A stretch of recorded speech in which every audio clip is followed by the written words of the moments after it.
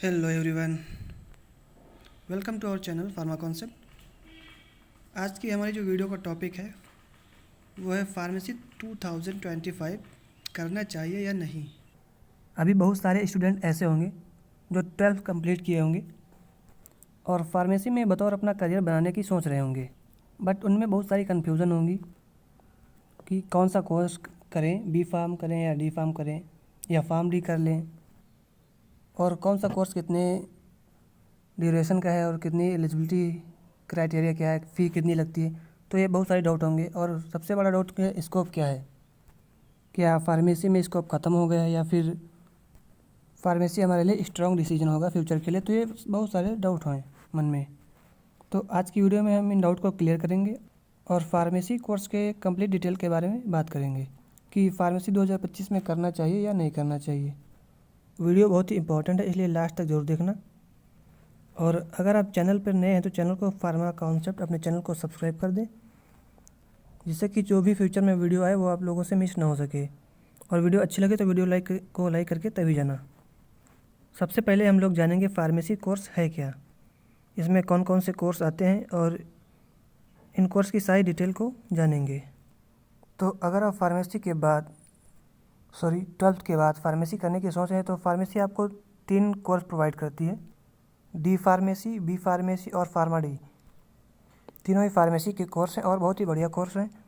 आप अपने इंटरेस्ट के अकॉर्डिंग किसी में भी एडमिशन ले सकते हैं। अब इन कोर्स के बारे में डिटेल में जानेंगे। पहला है हमारा डी फार्मेसी, दूसरा है बी फार्मेसी और तीसरा है फार्म डी। तो सबसे पहले हम बात करेंगे डी फार्मा के बारे में।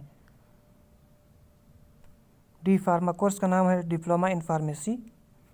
अगर इसकी एलिजिबिलिटी की बात करें तो ये 12th पास आउट स्टूडेंट इसको कर सकते हैं। अगर आपके 12th में 45 to 50% मार्क्स हैं और आप साइंस साइड के स्टूडेंट हैं, चाहे आप बायो या लिए हों या मैथ लिए हों, उससे फ़र्क नहीं पड़ता है, दोनों लोग इसको कर सकते हैं।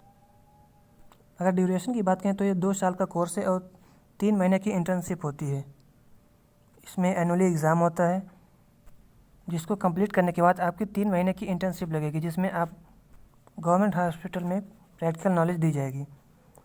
और इस 2 साल के कोर्स में कौन कौन से सब्जेक्ट पढ़ना पड़ता है इनको हम जान लेते हैं। कुछ मेजर सब्जेक्ट हैं जैसे कि फार्मास्यूटिक्स, जिसमें हमें दवाओं के बारे में पढ़ाया जाता है कि दवाएं कैसे बनती हैं, इनमें कौन कौन से मटेरियल यूज़ होता है और कौन सी मेडिसिन किस फॉर्म में और कैसे लेनी है। तो ये सारी चीज़ें फार्मास्यूटिक्स में बताई जाती हैं। दूसरा सब्जेक्ट है फार्माकोलॉजी। इसमें दवाओं के एक्शन के बारे में बात करते हैं और ये सिखाया जाता है कि दवाएं कैसे काम करती हैं हमारी बॉडी में और किस तरह से उनका एक्शन होता है। नेक्स्ट सब्जेक्ट है फार्माकोग्नोसी। तो इसमें हमारे जो पेड़ पौधे या हर्ब्स होते हैं उनमें कौन सा इंग्रेडिएंट पाया जाता है, हमें कैसे लिए हमारे शरीर के लिए वो फ़ायदेमंद है, इसके बारे में सिखाया जाता है।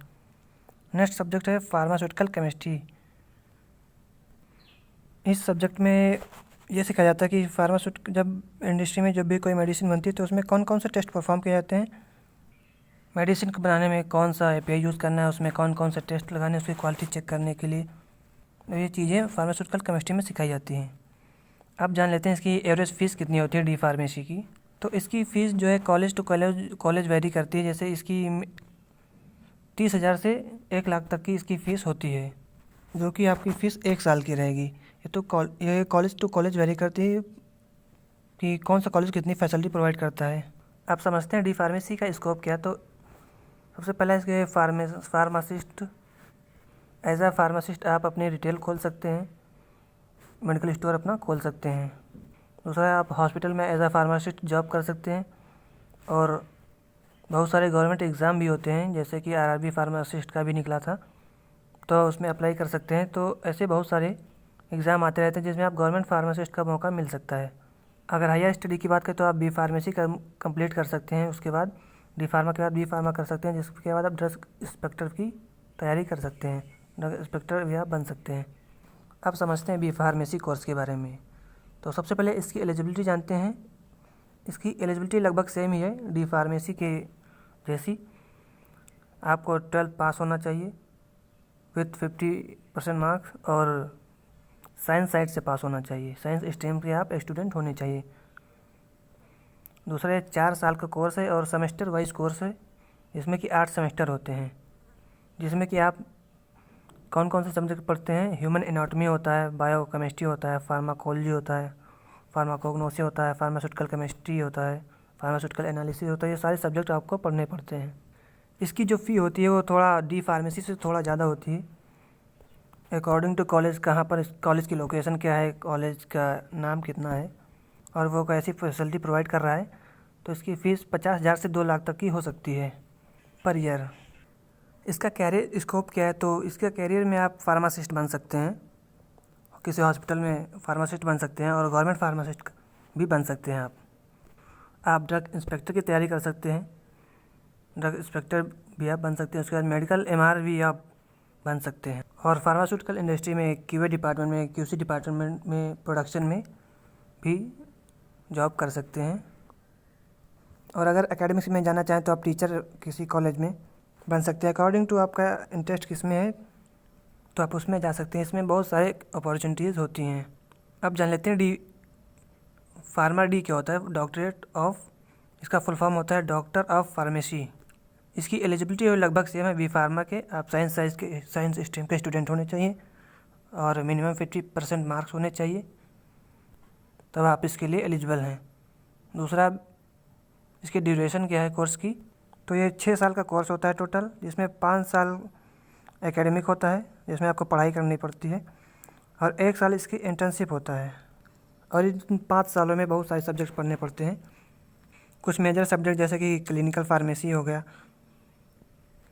और फार्माकोथेरेप्यूटिक्स हो गया, हॉस्पिटल फार्मेसी हो गया, क्लिनिकल रिसर्च हो गया, पैथोफिजियोलॉजी, ये सारे सब्जेक्ट्स हैं जो मेजर सब्जेक्ट हैं, ये पढ़ने पड़ते हैं।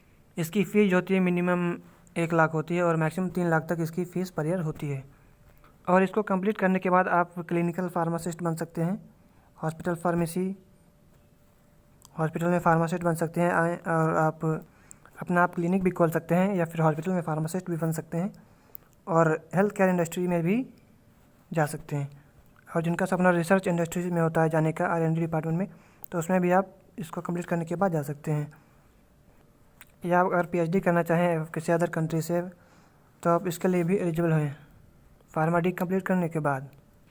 तो ये तीनों ही कोर्स बहुत ही अच्छे हैं, जिसमें भी आपका इंटरेस्ट हो आप वो कोर्स कर सकते हैं। लेकिन इन तीनों में मोस्टली बात करें तो लोग बी फार्म करते हैं, क्योंकि अगर डी फार्म की बात करें तो उसमें इसको स्कोप जो है थोड़ा कुछ कम हो जाते हैं।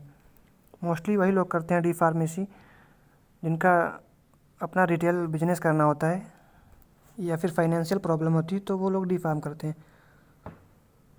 मोस्टली लोग बी फार्म करते हैं क्योंकि इसमें स्कोप जो है वो थोड़ा ज़्यादा होता है, क्योंकि आप फार्मासिस्ट भी बन सकते हैं, गवर्नमेंट फार्मासिस्ट, और प्राइवेट हॉस्पिटल में फार्मासिस्ट भी बन सकते हैं और गवर्नमेंट जॉब की भी तैयारी कर सकते हैं। आप ड्रग इंस्पेक्टर भी बन सकते हैं और अगर आप फर्दर स्टडी करना चाहें तो फार्मा MBA या फिर पोस्ट ग्रेजुएट भी कर सकते हैं। अगर फार्मा डी की बात करें तो ये थोड़ा लॉन्ग ड्यूरेशन का कोर्स है और इसमें फ़ीस भी ज़्यादा है, इसलिए इसको लोग बहुत कम प्रेफर करते हैं। इसको कंप्लीट करने के बाद आपके नाम के आगे डॉक्टर लग जाता है। इसको वो लोग करते हैं जो MBBS नहीं कर पाए किसी फाइनेंशियल इशू से या फिर किसी भी रीजन से, तो वो लोग इसको कर सकते हैं क्योंकि इसमें आप अपना क्लिनिक खोल सकते हैं। ये इसका प्लस पॉइंट है। इस वीडियो में मैं सैलरी की बात नहीं करूँगा क्योंकि सैलरी के लिए एक अलग से वीडियो आएगा जिसमें किस फील्ड में कितनी सैलरी है उसके बारे में अलग से मैं बात करूँगा। अब जो मेन क्वेश्चन है उसके बारे में बात करते हैं कि फार्मेसी 2025 में करनी चाहिए या नहीं करनी चाहिए। तो ये आपके इंटरेस्ट के ऊपर है कि आपका किस चीज़ में इंटरेस्ट है। अगर आपका फार्मा फील्ड में इंटरेस्ट है कि आप फार्मेसी में करियर बनाना चाहते हैं, आपको बायोलॉजी में इंटरेस्ट कि आप पढ़ने में मज़ा आता है कि हमारी बॉडी कैसे काम करती है, कौन से आर्गन होते हैं और किस आर्गन का क्या काम होता है, और मेडिसिन कैसे बनती हैं और ये हमारी बॉडी में कैसे काम करती हैं। आपको ड्रग डेवलपमेंट और रिसर्च में क्यूरियोसिटी है तो आप इस कोर्स को कर सकते हैं। और पेशेंट केयर में अगर आपकी रुचि है, इंटरेस्ट है, तो आप इस कोर्स को कर सकते हैं क्योंकि फार्मा एक ऐसा सेक्टर है जो कि कभी बंद नहीं होने वाला है। जैसा कि आप लोग कोविड में देखे होंगे, फार्मा ही एक ऐसा फील्ड था जो कोविड जैसी महामारी में भी बंद नहीं हुआ, अपना काम करता रहा। तो और आफ्टर कोविड तो इसमें और ज़्यादा ग्रोथ देखने को मिली है और हमारी गवर्नमेंट भी फार्मा सेक्टर को डेवलप करने के लिए काम कर रही है। इंडिया में फार्मा सेक्टर बहुत तेज़ी से ग्रोथ कर रहा है, तो ऐसे में आप कह सकते हैं कि pharmacy as a career best opportunity होगी। तो फार्मेसी 2025 में करनी चाहिए अगर आपका सीरियस गोल है और अपना फार्मेसी में करियर बनाना चाहते हैं। तो आज के वीडियो में इतना ही। अगर ये वीडियो आपको हेल्पफुल लगा हो तो वीडियो को लाइक, कमेंट, शेयर ज़रूर करें और अपने चैनल फार्मा कॉन्सेप्ट को सब्सक्राइब करना बिल्कुल मत भूलें। मिलते हैं नेक्स्ट वीडियो में किसी नए टॉपिक के साथ। Thank you.